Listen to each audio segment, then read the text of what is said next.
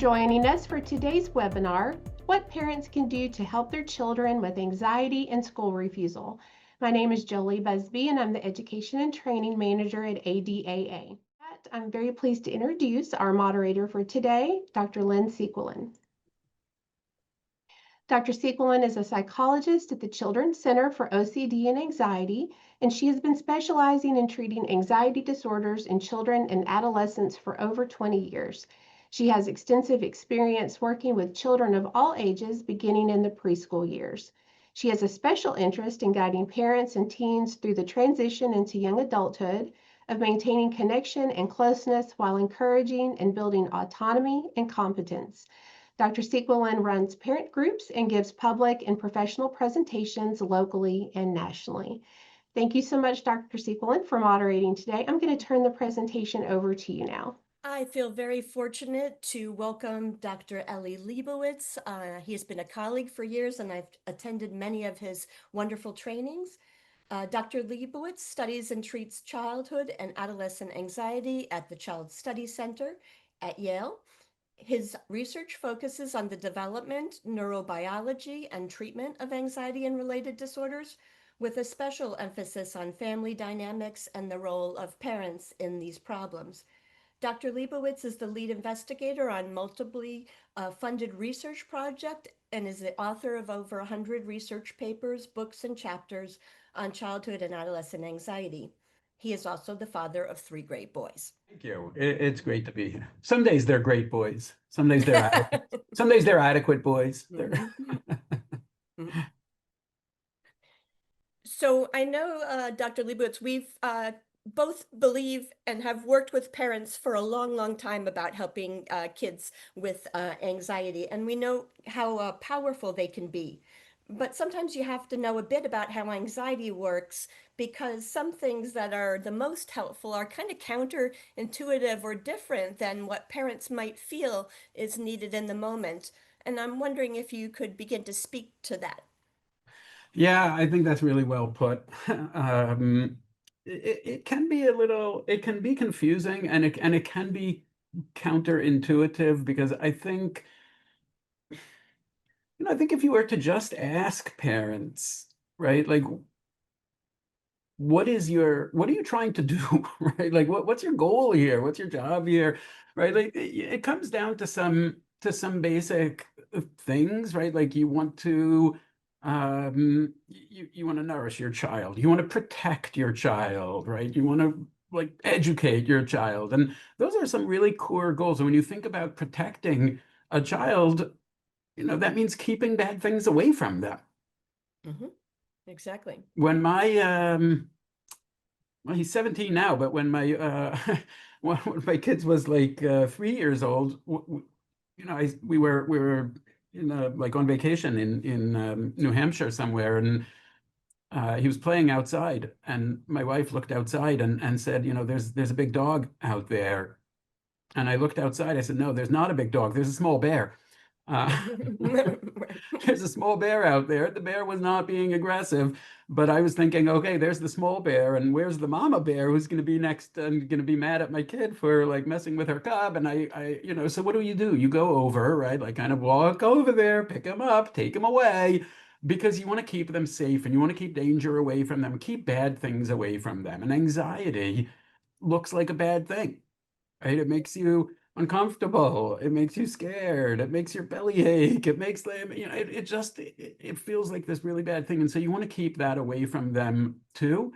But therein is the trap, right? Like, the biggest trap of anxiety. Therein lies the trap, because really, when people struggle with anxiety, kids, adults too, actually, when people struggle with anxiety, what really gets you, the thing that really ends up messing up your life, is not so much the fact that you have some more anxiety than somebody else, Exactly. right? Like, it feels like that's the problem. Like, oh, my kid has more anxiety than the other kid, and that's why they have a problem. And sure, having a lot of anxiety, like, that is kind of a problem, but really the thing that's going to mess up your life is all of the things that you do because you think it's not okay to be anxious, because you think you need to stay away from it. And when you, as a parent, when you get into this mode of how do I make sure my child isn't anxious, what you're also saying to them is like, not okay to be anxious, right? Like that's not good Exactly. for you. Mhm. You Yeah. can't handle that. That's too hard for you. Mhm. And they really fall into this trap of trying so hard not to be anxious that you start staying away from so many things that sure, they might make you uncomfortable, but actually you would be okay. You would get through them and they would get easier for you Mhm. if you were doing them. You know, I used to be really scared of flying. I'm not. I'm less scared now than I used to be. I don't love it, but I'm less scared. But I used to be really, really scared. And when I would like be on an airplane, I knew all the facts about how safe it was, but my brain just filled up with all these horrible thoughts. It didn't, it just didn't feel good, and I was scared. And I would get off the plane and my muscles would ache because I was so tense the entire time. I just felt exhausted. But I was willing to go through that unpleasant experience, kind of willing to live through those hours in order to get places. Now, if I said I can't go through that, I can't cope with those hours of feeling that level of uncomfortable, of having all those bad thoughts in my mind. If I said I can't do it, then I wouldn't have gone to those places, and I would still be a lot more scared than I actually am. Meaning that as a parent, and I'll stop as you say Yeah, no, something. I think that's a really great summary, and I think we can go into it. I think maybe if you just explain why you developed space, because space is an alternative treatment to treating children with anxiety, an option, and that parents can really have an impact even if their child does not want to cooperate or engage in treatment. And I think that's helpful to know. And I'll just put up the slide about the overall goals of that. Mm-hmm. Mhm. That's great. Yeah, well, so space is really a way to like take the idea of what am I trying to do as a parent, but operationalize it, make it like really clear and practical. It stands for supportive parenting for anxious childhood emotions. That's a mouthful, so we usually just say space. But what it is really recognizing that when it comes to a child in particular, an anxiety problem is never just a child problem. It's always a child and parent problem. And I don't mean by that that parents are causing their kids anxiety problems. Yeah. I actually don't think parents cause anxiety disorders in most cases. I think it's a lot more about just who your child is. Are they Yep. the are they a kid who's vulnerable to anxiety? Are they a kid who's not vulnerable? Honestly, if you have a kid who's not vulnerable to anxiety, you'd have to work really hard to give them an anxiety disorder. You would have to really work hard at that. And the fact that you're a little bit more helicoptery is not going to do it. But what I mean is not that parents cause the problem. What I mean is that it's just built into us as kids that if I am anxious, I look to my parents to help me to feel better. That's just how we respond. And so when a child has an anxiety problem, they're continually looking to the parent to understand how do I deal with this and how do you help me not feel this way? And that leads to parents being very involved in their child's anxiety problems. It leads to a lot of what we call accommodation of the child's anxiety problem, Mhm. meaning I don't want you to be anxious, and so I'm doing things to help you not be anxious, right? You're scared at night. I sleep next to you. You're scared to go to school. So I let you not go to school, for example. Mhm. Or I tell the teacher not to call on you because you have some social anxiety and it makes you uncomfortable. Mhm. Or I let you not do homework because you get stressed about doing your homework. Or if it's not school things, it could be just home things also, right? I Yeah. stay home No instead of chores for going you out. because you're nervous in the morning. Yeah. Mhm. Yeah, lots of I drive you to the school instead of the school bus because I know that makes you uncomfortable. Like all these different ways that parents Mhm. get just really sucked into these accommodations, and it's the most natural thing in the world. If you are a parent of a child who is anxious and you think, like, oh yeah, that's me, I accommodate, don't beat yourself up because yes, that Yeah. is you, but it's also every other parent, right? Like if you have a child with anxiety, almost by definition, you're probably doing these kinds of accommodations. But there's a lot of research on this now, and what it shows really consistently, I've never seen any studies that point in the opposite direction of what I'm about to say. What all of the studies show is that as you accommodate more and more, you think you're trying to help your kid to be less anxious, and they end up getting more anxious. Exactly. They get more anxious. Maybe not in the moment, right? Like when you do the accommodation, they feel a little bit better, but it's like, it's like an itch that when you, like a mosquito bite, you scratch it, you feel a little bit better in that moment, but it's going to be itching even more. And when you accommodate the anxiety, in that moment, there's some relief, but tomorrow your child is more anxious, more impaired, more limited by the anxiety. And so that's really a lot of what space is a treatment for anxiety that is all about changing just the behavior of the parent, right? It's not about telling your child what to do, right? You have to do this, or you have to do that, or you have to stop this. Not even like you have to do breathing exercises. It's good to do, by the way. I approve of doing breathing exercises. It's a good thing. But sometimes when you tell your child, here's like something for you to do, they don't want to. And then it becomes a problem because it's hard to make your kid do things. In space, we're never saying you have to do anything. It's just, what am I doing as the parent? Which means that you can do this approach even if your child says, I don't have a problem at all, or I don't want to change at all, or leave me alone. It doesn't matter because you're not asking them to do anything. You're just changing what you're doing. And the two things that you change are what is like what you're seeing on the screen right now. Being more supportive in how you respond. And you'll see in a minute what we mean by being supportive. And then the other part is figuring out like, what are those accommodations that I'm doing, and starting to do them less. To Yeah, pull and back gradually. We don't pull them all away. gradually, Right. slowly. Yes. One at a time and slowly. Right. So this slide is like the recipe for support, right? Like we like to call it a recipe. Think about the simplest recipe in the world, mac and cheese. You just need 2 ingredients, or my own favorite, gin and tonic. You only need 2 ingredients. However, you do need both of them, right? You can't make mac and cheese with only cheese or with only pasta. And so the 2 ingredients of support are acceptance, meaning I show my child that I get it, that they really are anxious. This isn't just being a sissy or a wuss, or it's not just attention seeking, or it's not a fake, or like, it's just real. That is how they feel. I don't have to say I feel that way.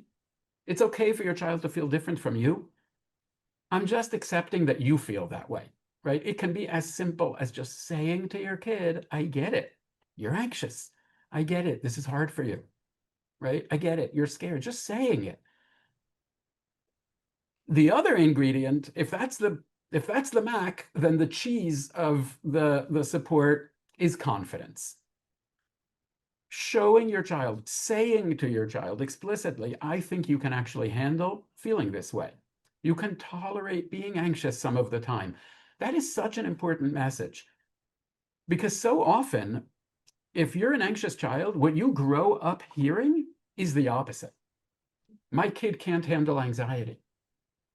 My kid goes to pieces, falls apart, they can't deal with it, blah, blah, blah. All of these kinds of messages. But if you grow up hearing that you can't handle anxiety, well, what are you going to think? Probably that you can't handle anxiety. And then we're back to what we said at the beginning. You're so scared of being anxious that it ends up being this huge thing in your life, right? I shouldn't go to school because what if I get anxious there? And what if, it's embarrassing, or I can't handle it, or I'm not allowed to leave, so I shouldn't go because I can't handle being anxious. Or, do lots of other things in life. So that's what we call a supportive statement. I think, honestly, if you take one thing from all of this, like we'll say more stuff, but if you take one thing, I would say take the recipe for a supportive statement: acceptance and confidence, right? I get it, and you can handle it.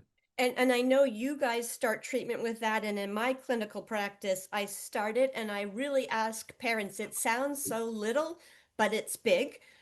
We need to be clear that the first time you say it, the child's not going to automatically be able to cope with their anxiety, but Yeah, you're showing you believe they can. And correct. I think it's really important to understand that we want to try and avoid there's nothing to be scared of. Yeah. Because kids feel embarrassed about how scared they are about little things. And so if we say it sounds supportive, right? There's nothing to be scared of, but it actually makes the kid feel bad for being scared, right? And the other one to kind of avoid is like, why are you so scared, right? Because they don't know, right? And Yeah. it can be helpful to say, is there a specific thing about school that makes you scared, right? That's Hmm. different. But if parents could avoid the why and the what are there's nothing to be scared of. Instead, like you said, this is a really hard morning for you, or I can see you're feeling really stressed right now. It's incredibly powerful, and I don't think you can believe it until you start to try it for a week with nothing else, right?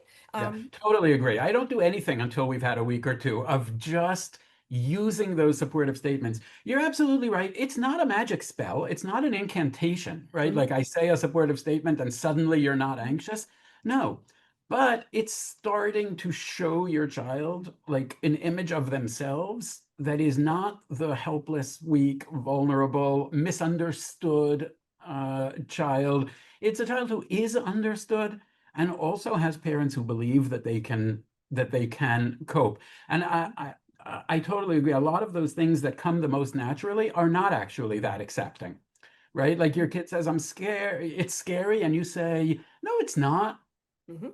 Right. Right? And it sounds like yeah, it's a natural thing. I'm sure I've said that to my kid. I'm sure I've said that too, Mhm, because you mean something like, you don't need to be scared. I wish you weren't scared. It's not dangerous. I'm not scared of it.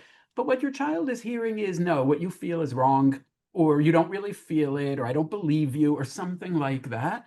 mhm, If you say, I get it that you are actually anxious, that is not going to make things worse, mhm, right? That's not going to make them more anxious because you are acknowledging it. It's like if you're feeling mad and someone says, wow, this really made you angry, that's going to make you feel 10% less angry, right? Because you feel understood. You're going to feel a little bit better. mhm, mhm. Whereas if they say to you, why are you making a big deal? You're going to feel more mad, Right. right? Because you're not understood. And I think what's really helpful, because parents ask me this all the time, because of the history, you're going to get some interesting reactions from your kids. Um, the hardest ones for parents I wrote down are like, why aren't you helping me? Because you usually help me, right? Or good parents actually help their kids, right? Yeah. And you can say, I'm here for you, but you got this, right?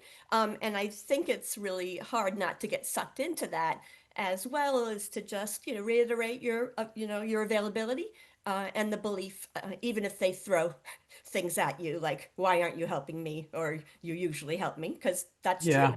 You're Yeah, or changing even if they, things. or even if they just throw things at you, period. Uh, Yes. because sometimes kids also get mad, They right? get Like, mad at yes, this, yes.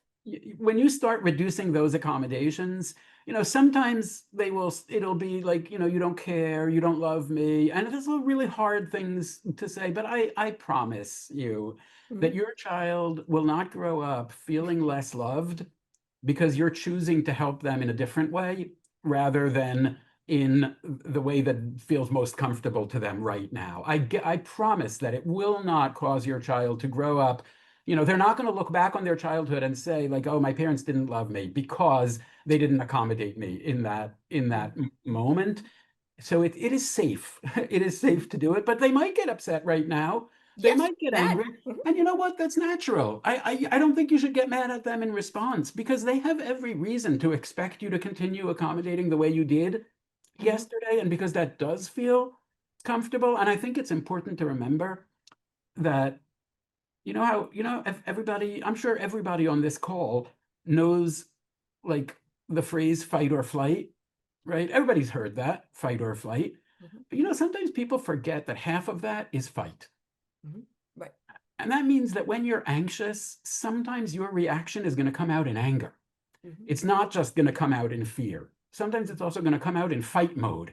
And so when your child is anxious and you're trying to not accommodate, you're trying to be supportive, and they get mad at you, they are physically even getting angry or something like that. I'm not saying that's okay. I think, yes, you're going to need to be to handle that situation, but I would be understanding of it, right? It's like if a kid is terrified of needles and you're trying to give them a shot, they might lash out, right? Like they might be getting aggressive, but it's not because they're a horrible kid who wants to hit people. It's because they're in a panic. Yeah, and I think we do know that it's really important to think about the subset that get angry like that, but it's usually a smaller portion, more cry, right? Or get upset, but I always prepare parents Yeah. for the potential angry reaction because it makes sense. Dr. Lebowitz, we have a lot of good questions coming in. We Okay. got some good questions before. Do you feel comfortable if we begin with that? I'm comfortable with any question. I'm also comfortable saying I don't know. Yes, me too. Okay, well, since this topic is about anxiety and school refusal, we want to make sure we take seriously school refusal. And I think a really common question, is it a good idea if my child is really anxious, potentially to allow them to stay home or get homeschooling as a way to manage the discomfort, especially when it's severe? This is, yeah, I think I'm glad that this was asked because I think comes up for a lot of parents. Now, I want to make clear, my answer here is not about homeschooling in general, which has its pros and cons and its proponents and its defenders and its antagonists, right? Like, but that is a separate question. My answer here is about homeschooling or keeping away from school because of a child's anxiety about going to school. And my answer to that, is that a good idea, is very rarely. Very rarely do I think it's going to be a good idea to remove the child from school because they are anxious. I think in the big majority of cases, that will be a counterproductive move for the child. And there are a number of reasons for that, but a lot of it actually comes down to what we said before, which is that when you're anxious, yes, the natural thing is to want to avoid, but that really means you're strengthening the role that anxiety is playing in the child's life. Because essentially what you're now saying to this child is you are not able, it's like the opposite of that supportive message. It's saying you are not able to handle school, you are not able to handle anxiety, and therefore you are different, right? And therefore you are now doing this. And that you have to think about the day after school also. If I grow up believing that for me to feel safe and comfortable, I need to be at home because the world outside my front door is too stressful, is not accommodating to my anxiety in the way that home does. It feels too stressful and daunting. That's going to limit my ability to function outside the front door, not just with regard to school, but with regard to other things as well. Social. Friendship, social behavior. I'm like, what about college, right? Like, are you going to homeschool that as well? What about a job later in life? Like, I think there can be valid reasons why a particular school is a bad fit for a child. I think when a child is struggling in school, I don't think the answer is just to say, suck it up because that's your problem. So, go suck it up. I think you should be taking an active interest and figuring out what is the actual problem? Like, is there something happening in school that is a problem for this kid? If a kid is being bullied at school, for example, I don't think the correct thing to say is, well, deal with it. No, I think we should help you to deal with it. We should address it because school should feel like a safe place. However, I also don't think the answer is just don't go. So there are times when a different school will be a better fit. There are times when intervening with the school around problems that might be happening will make a lot of sense. But rarely is it the case that just keeping a child home is going to be the best option. And that is without even touching on the educational implications, the pedagogical and educational implications that will, for many children, be a really serious impact as well. Yeah. Because you may be in the minority who is able to provide an amazing educational experience for your child homeschooling them, but actually many people are not able to do that, and schools are not necessarily able to provide that out, through distance learning. And so, yeah, I'm just coming back to what I started with, which is like, Yeah. the answer is usually no. Yes, and I think the reason school refusal is so complicated is we do have to figure out what is leading to avoiding school. If someone has panic, they're avoiding a panic attack. If they're scared to speak in class because they have social anxiety, they're avoiding that. If they have OCD, they're getting caught in rituals. So it's very, you can figure it out as a parent, but you might need help figuring out what is leading your particular child to lead it. There's different anxiety pathways to school refusal. And then, Totally of agree. course, there's situational, the bullying especially, or if there's a big stress or an illness at home, there's a worry about a parent. There's so many reasons. So we do have to sort that out. One really good question, well, there are two I like.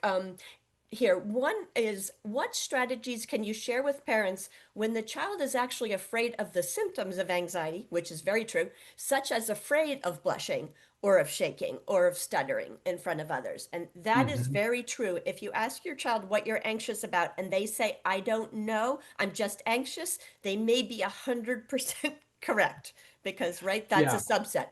Yeah, this is something that if you were Googling for information around it, you might use the term anxiety sensitivity, meaning the fear of being anxious, essentially because people will notice it, for example, or it's going to be embarrassing. And then you get into a real spiral or cycle that is self-perpetuating. Because if I think, well, if I get anxious, it's going to be, if I blush, it'll be so noticeable. But then I get more anxious, and then I think, oh, now it's so noticeable. And you end up with this really strong focus on your body. What is it doing? And every little thing becomes like a big sign of like, oh, this is like a really big deal. So the question is, what are some strategies? I would recommend a few things. One is, I'm going to go back to the supportive statement. Just start with that. Start with just like the same. I get it. It is actually like that's a really worrying thought for you, or that's a really scary thought for you. And I also know you can handle it. So just start with support. And then additional things that you can do. If your child's open to engaging in a conversation around this, do a little bit of normalizing of those things. Have them do like a little research. Send them to school with a little notebook where maybe have them notice other kids. Who's blushing throughout the day? Who had a stammer throughout the day? Who had a little tremor during the day? Who looked a little bit anxious? You may realize that like a lot of kids are doing a lot of these things all the time, and it's actually a lot less noticeable than you think. In your mind, it's very inflated, right? You think everybody's attention is on you, everybody's looking at you and thinking, wow, he's blushing so much. But actually, it's a lot less noticeable than you think. You may even want to videotape your child and show them what they look like when they think they look like so extreme. And maybe actually it's not that extreme, and it's just a fairly normal thing that's happening all the time. Give your child a phrase that they can say. If let's say somebody points it out, why are you blushing? Have them practice a phrase that they can say. Sometimes I blush, right? Or sometimes I get a little anxious or something. If you are able to just like say that, actually kids get that.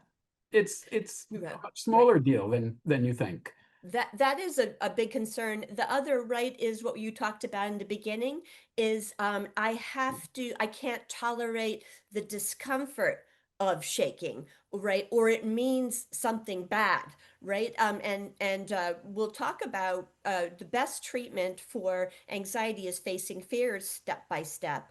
And if a child came to treatment for this, believe it or not, parents might not know, we would do exposures to actually raising their heart rate, right? So that they can see it's not scary, right? Yeah, If their heart races, right? absolutely. I So think I it's would fear of say the symptoms too. absolutely. And I want to say to the parents who are listening, your child's, if you have a reasonably healthy child, there isn't a level of anxiety that they are experiencing that poses a physical risk to them.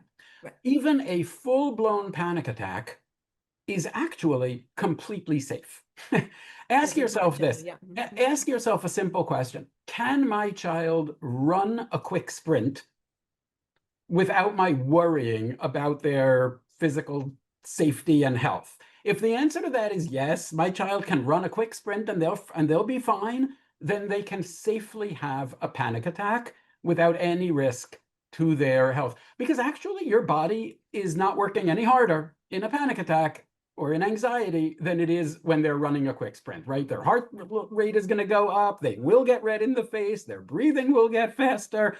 The only difference is when you run quickly, you know You why know that, why? you know Yeah. why. And so it feels normal. And of course I'm out of breath because I just ran. Like it's so obvious. Or I'm on a roller coaster. Of course my heart rate is going fast because, and it feels safe and fine, unless you're like me and don't feel safe on roller coasters. But when you have a panic attack, it just feels so much more dangerous. You know, look, if It's you're a like scary feeling for sure, right? yeah, It's not dangerous. yeah. Yeah. If you're 98 with a heart condition, Mhm. try not to have a panic attack. But if you're a kid, you're fine having Right. that. Safe. So Dr. Lebowitz, we're getting many questions, or at least a Oh, number that we thought we would get about okay, school refusal specifically. So sure. there's a few questions that are on the same theme, like I'm not a really accommodating parent, but like, do I have to take my kid kicking and screaming out? Do I have to drag them kicking and screaming out the door?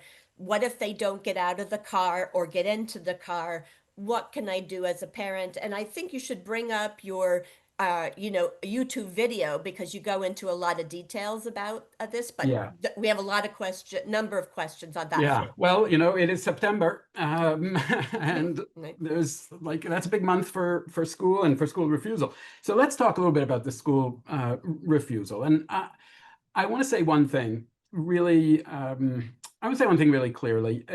Above a very young age, I don't recommend getting into a physical tug of war with your child. Ever, yeah. Like, if your kid is in pre-K and like, okay, maybe you could just pick them up and take them.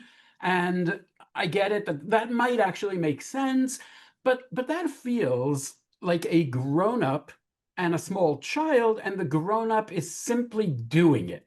Once your kid gets a little bit older than that, what it starts to feel more like is two people wrestling, right? Like once it starts to feel like that, I do not recommend physically trying to, even if that means that you won't succeed in getting your Exactly. child to Yeah. school today. I still think you're better off staying out of that physical altercation with your child. So some will agree with me, some will disagree with me, but that is my perspective on the physical. I always say that. Yeah. Yeah, Yep. great. Okay. Yeah. That being said, I also do not recommend giving up on the idea of your child does have to go to school. Mhm. And so are those two things contradictory? Right? Like to say, well, you shouldn't physically force them, but also you shouldn't give up on them going. Is that contradictory? No, it isn't contradictory. It sounds maybe like it is, but it isn't. It's about making a choice to focus on the things that I actually have some control over, rather than the things I don't have control over. I don't have control over what you are going to do right now in this moment, and trying to force that physically just sets up this tug of war that is bad. But there are things that I do have control over, and those are the places where I prefer to focus. So what am let's say you have a kid and they're really not going. They haven't been to school in a week or 2 weeks or a month. and they're not, they're really not going to school. What are some things that you can do as a parent that are under your control and that might actually be effective? And the first thing I'm going to say is actually something I recommend not doing, and then I'll say things that I recommend doing. Something that I recommend not doing is continually nagging your child about school.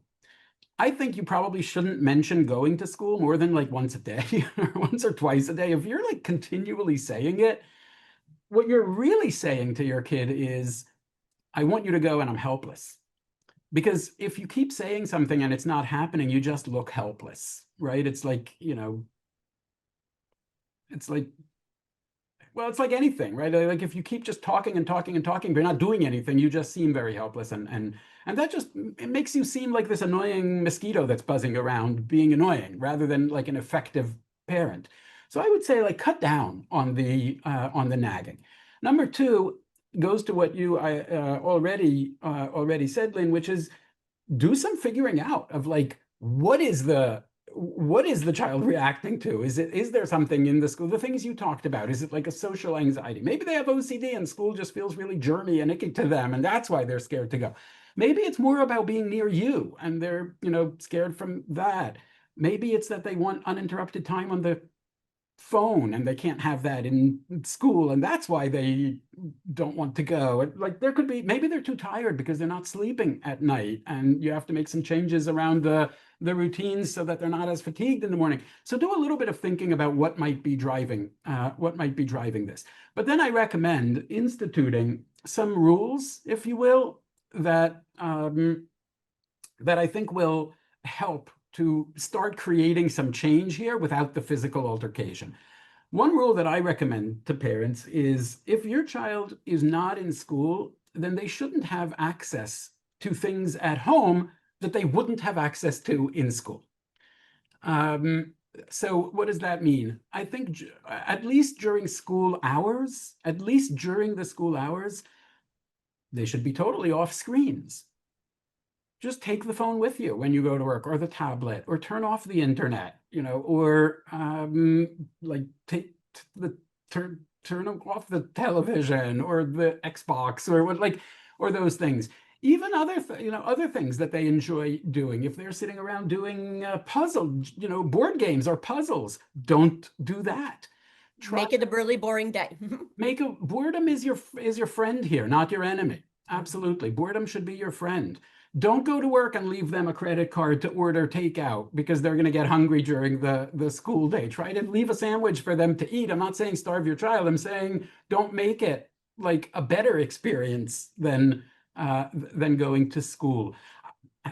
Don't get them books from the library to read so that they don't feel bored, right? Like have them feel bored during the day. And also in terms of interactions with you. Right? Like don't spend that time engaging and talking to them and spending the time together. Even if you are at home, be busy with your stuff, right? Like things like that. So that's not one thing to do.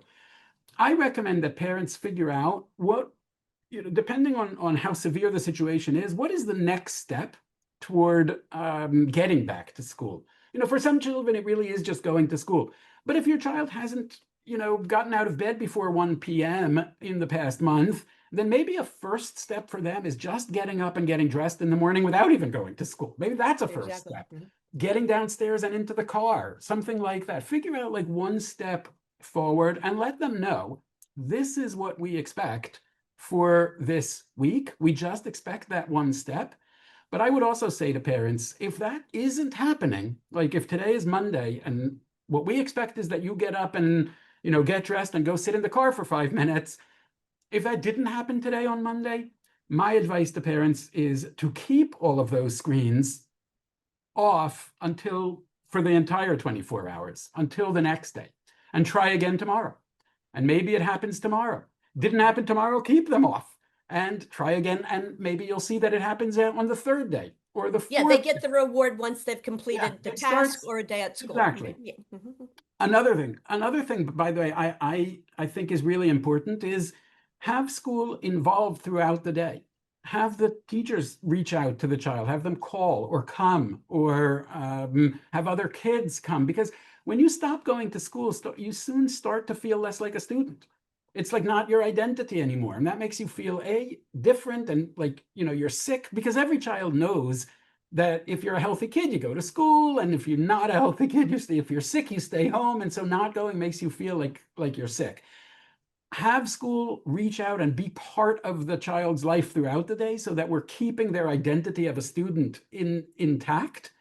Another thing that I find is very powerful, and I know that this can be hard to do logistically, but actually is extremely effective. Have other kids come to the house in the morning Yep. to go with your child to school. Yep. Mhm. Reach They want to out. save face. They want to be with their friends. It Yeah. makes a big Reach difference. out to the parents of your kids' friends and say, hey, would it be okay if I picked up your kid, brought them to my house to go with my kid, and I will bring them to school even if my kid doesn't go? I will bring them. Because you know what? Like that 15-year-old boy who's like never getting out of bed, when the two 16-year-old girls show up in the house in the morning, they are sometimes out of bed so fast and ready to go that you wouldn't believe it. And they're like, what are you like? Of course I'm going. It's totally normal. And so, even if it's not boy and girl thing, and even if it's a younger child, it's actually really powerful because it feels harder not to go and also easier, yes, to go, because I'm not doing it by myself.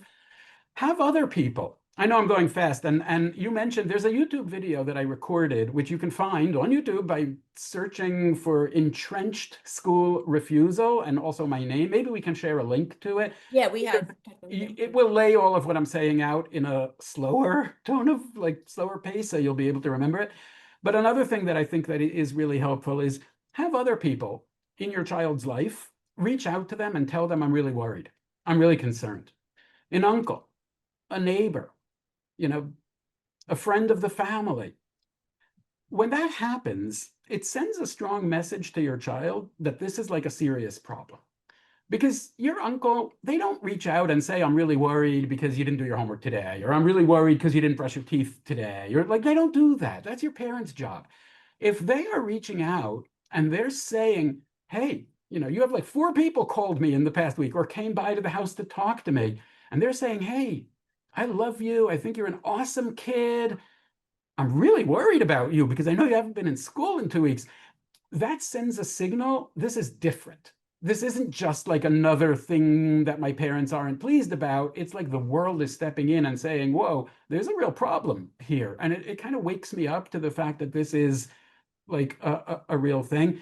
I think if you do all of these things, you will often start to see some motion. It's not easy, right? Like a kid who's not going to school, that's tough. That's a tough problem. But you'll often start to see some motion, some movement. And once you see a little bit of movement, you got them in the car, even if they didn't go, like now you're on the right path.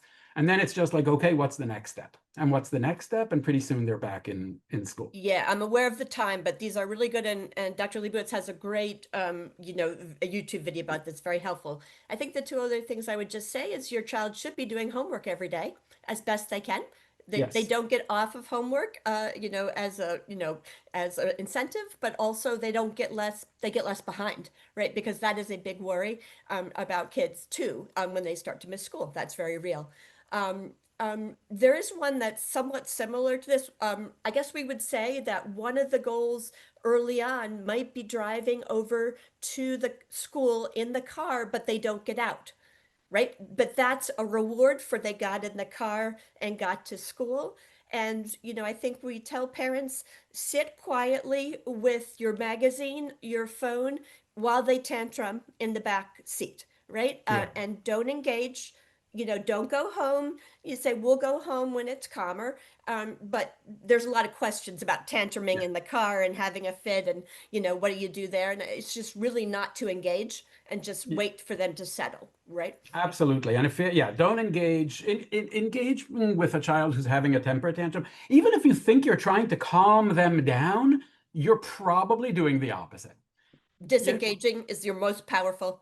Disengaging is the most powerful thing. The only thing I would add is if you are at the point where you want your child to be getting out of the car and they're having this tantrum, ask someone from the school to come to the car. Have the teacher come to the car and say, hey, let me go in with you. Have a friend or 2 come to the car from the class and say, hey, let me go in with you, come sit next to me, or like, we want to go in with you, because sometimes what they won't do with you, they might do with somebody else. And consider having someone else drive them in the first place. Maybe for a week, don't be the person who's driving Yes. them. Ask your neighbor who drives their kid if they can take your kid as well, because it's not that I think you are the problem. It's not that I think you, the parent, are making your child anxious. It's that as long as you are there, they are going to like see this differently. When it's somebody else, they're going to behave differently. And so have somebody else, have somebody else take them. Or if it's always mom who takes them, maybe dad takes them once, and see if that's any different. And so, those are things that but really, Yeah, having someone come to the car to go in with them, I think is often really, really useful. So I want to get to a few other questions that aren't directly related to school refusal, but can be, but with anxiety. So if you don't mind, I'll just say one thing. A lot of people are asking about OCD, or what they might guess is OCD that gets in the way of getting to school, like can't get dressed, has to fix the hair, all of that stuff.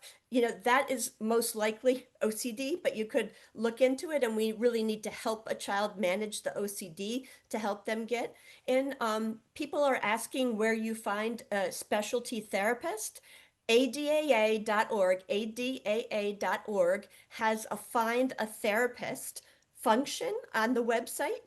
Excellent, all trained people, and you can put in your zip code and it will say, I treat children, I specialize in OCD. So there are really good resources out there. And there are now some good online resources as well that take insurance.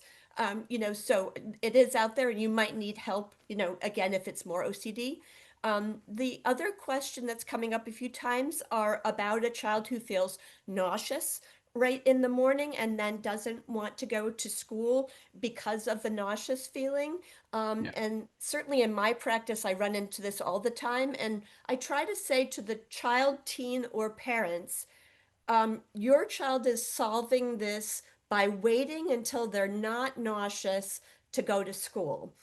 What would be best if we go to school, and often the nausea resolves, in the first period, but that we would have a plan that they would check in with the nurse if they were truly nauseous, after a few periods, because that's a different thing. But they're kind of creating a problem by waiting for the nausea to pass before they go to school, and that doesn't happen if you're anxious, right? I don't know if you would handle it similarly, but that's kind of coming up a few different I places. would definitely handle it similarly. Just think about it logically. Let's say that the nausea is because I'm worried about going to school. Well, if I put off going to school, then I'm always in the before going to school phase, right? And so why would my nausea pass, right? Like I've just pushed it an hour later, but it's not actually different. In general, I think the way to approach anxiety is not suspend function until the problem is solved and then resume function. That is a trap, right? It's the like, including for OCD, the solution isn't like, okay, suspend function until we've treated the OCD and then function will resume. When you suspend function, things get worse, not better. You say to yourself, I'm going to have a mental health day, and then I'll be fine and I'll go. But what you're actually having very often is the opposite. You're having a mental illness day. You're going to feel worse tomorrow because now you've taken another day of not coping, of teaching yourself that you can't handle those situations. And so you should be really clear that the physical symptom is real, right? Like sometimes when parents are confronted with this, it's as though they're trying to figure out, is it real nausea or is it anxiety? That's silly. There isn't a distinction like that. It's not like if it's like there's real and there's anxiety. It's all real, right? Like real headaches and real stomach aches, for sure. Real headaches, real stomach aches. But if you have consulted, if they regularly have these symptoms, you've consulted with their pediatrician and they tell you, no, your kid is healthy, then you can accept that this might be caused by anxiety. That doesn't make it any less real, but it also means we shouldn't be suspending the function until it passes. We should be coping with that with that discomfort. And you mentioned the ADA Find a Therapist tool. I think ADA in general, the website is just a tremendous resource for any parent who's, or any person really, who is concerned about anxiety. I just wanted to add, for people who are specifically looking for a therapist who might be trained in space, in the Right. parent-based approach that we talked about or are talking about, there's a space-specific website that you could go on, and it also has like a list of therapists that you can search. And the website is spacetreatment.net. Spacetreatment.net. My teenagers have informed me that .net is not cool as a URL, but what are you going to do?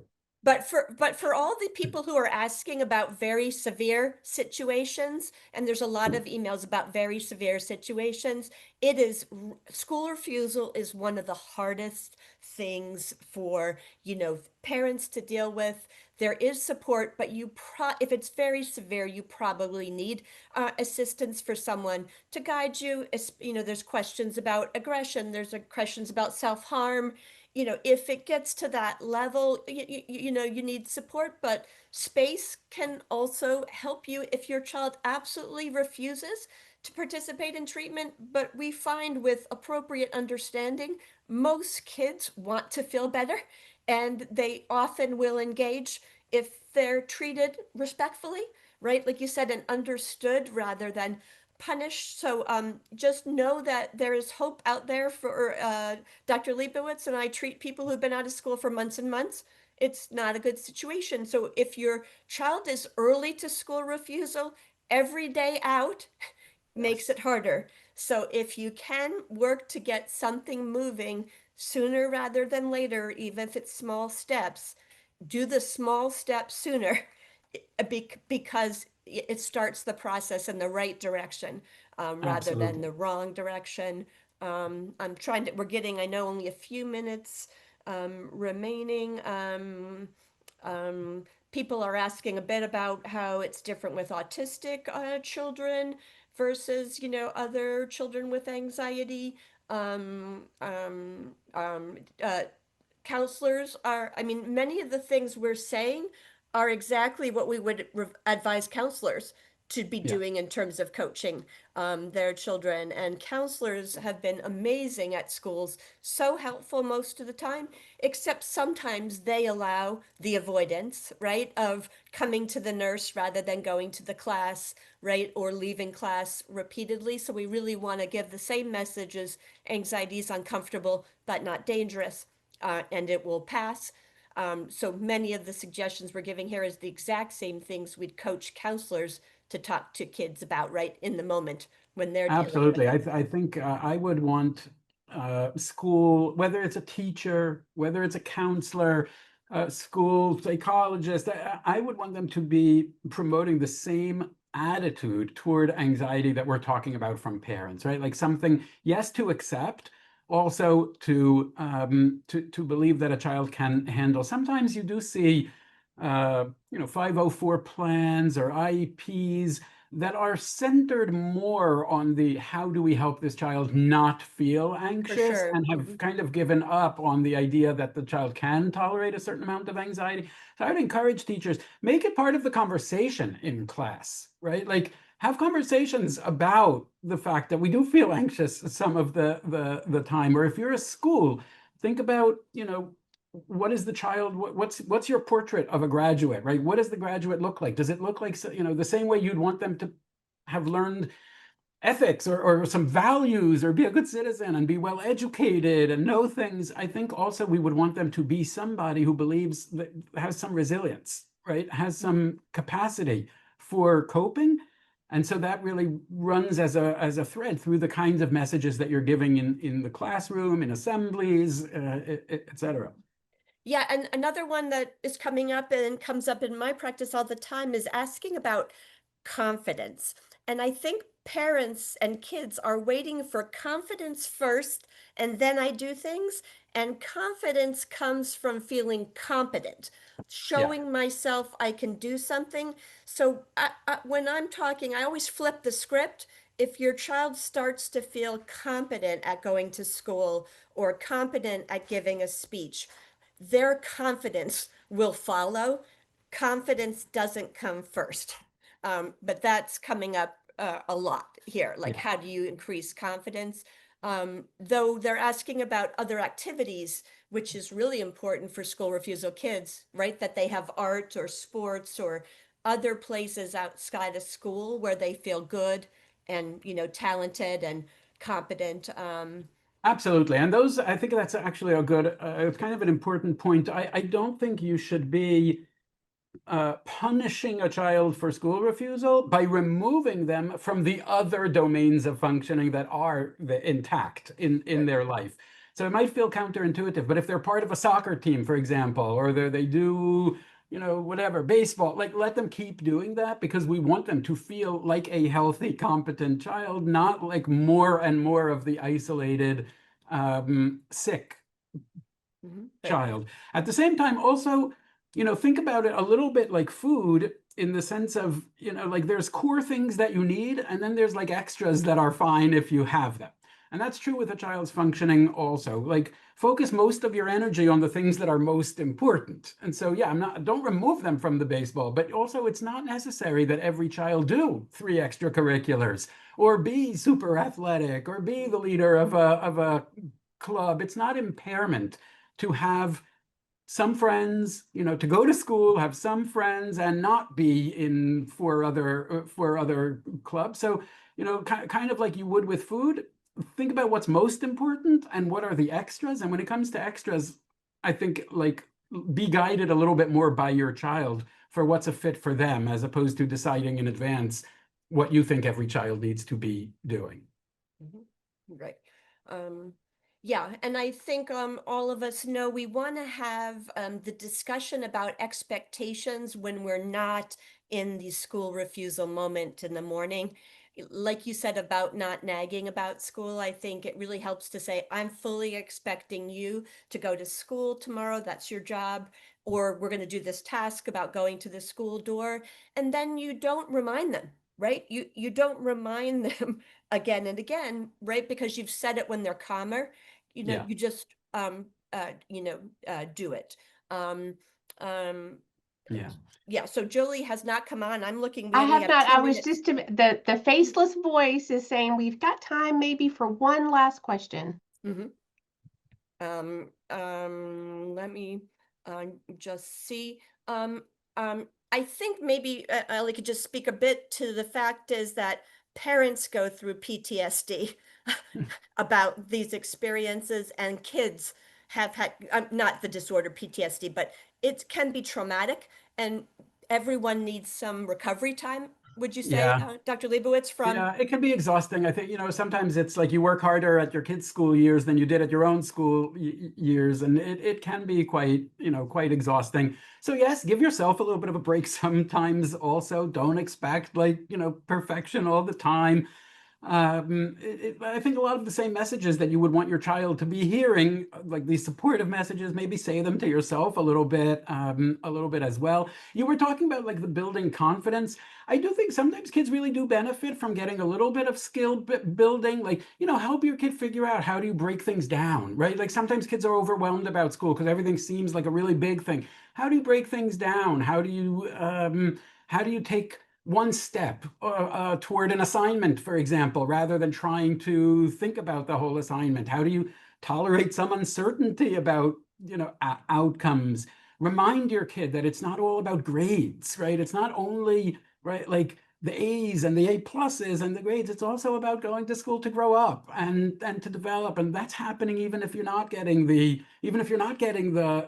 perfect grade. So it's not about taking all of the pressure off. So like, oh, like avoidance, but it's also about like a little bit of balance in the way that we're, approaching what does it mean to be a student? Because if you have this really anxious mindset, sometimes everything is so black and white, right? Like it's either perfect or it's a disaster.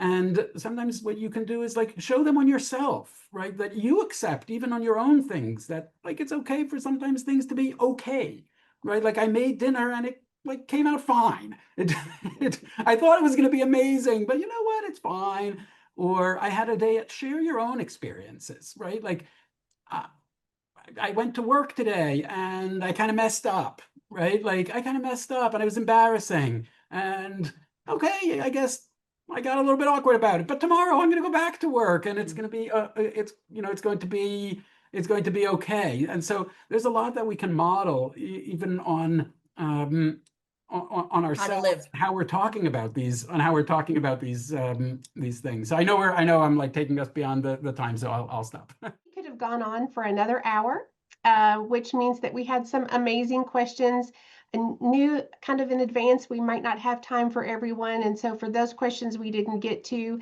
I'm going to have a slide at the end that you can reach out to me if you need.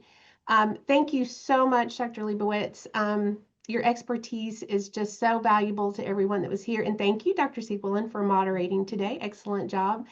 Well, my job is to wrap us up right now, and I'm going to do that by telling you a little bit about ADAA. The Anxiety and Depression Association of America works to prevent, treat, and cure anxiety disorders and depression through the alignment of science, treatment, and education.